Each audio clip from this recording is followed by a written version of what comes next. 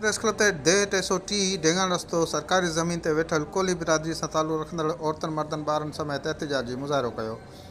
सरकारी ज़मीन में वेठा आहियूं। वालजी कॉर्पोरेट ज़ोरी असांजा घर ढाहे ज़ोरी थला भला ढाहे करे कोटा खाली घर ढाहे पंहिंजा संदा भाउ विहारे थो ऐं असांजे औरतुनि खे ग़लति रस्तो इख़्तियार करे थो ऐं चवे थो त कोर्ट में शराब कढो, अधु पैसा विकिणो, तव्हां रखो, अधु असांखे ॾियो।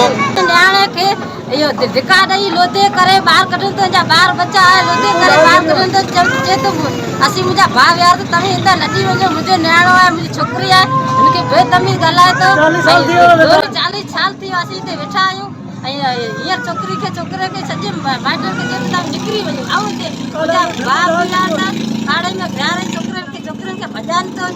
सभु ॿार बच्चा मुड़ुस सॼा कम ते हलिया वञे, छोकिरनि खे माइयुनि खे चए थो पट ख़ाली करो, विकिरो थो करो ऐं ईअं करे हिननि खे ॻाल्हाए थो, घटि वधि ॻाल्हाए थो ऐं हिनजे करे असीं आया आहियूं।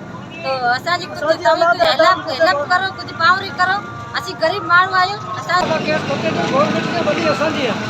हाणे वालजी कॉर्पोरेट असां सां गॾु पहिरीं पोइ असां मतिलबु पट खटे आयासीं त उनखां हाणे असांखे फ्री पंहिंजो चवे थो असांखे धमकी ॾेई ॾे तव्हां टपड़ ख़ाली करो, असांखे 50,000 रुपया ॾियो त असां वॾी विकिरो करूं था, जो न टपड़ खणो। जो हुनजे करे न असांखे पाणी भरणु ॾियो, माइनि जा गिला भञी छॾिया, उनजूं माइनि जूं भितूं ढाहे छॾियूं, भले सरवनी नथी हो बि ॾिसी सघे। इल्ज़ाम हेठि आयल comrade Valji Koli press conference कंदे ग़लति प्रपंडा पिया कनि, ग़लति इल्ज़ाम पिया हणनि। हीउ छोकिरो राब्तो जेको आहे ऐं मावजी आहे हू असांजे ॻोठ में परियां शराब खणी था अचनि ऐं असां वटि उते विकिरो कनि था। हुनजो SHO साहिब खे बि मूं चयो हो, साहिब खे मूं चयो हो त महिरबानी करे हिन जी इंक्वायरी करे मूंखे इंसाफ़ ॾियारियो, हीउ माण्हुनि मां मुंहिंजी जान छॾायो।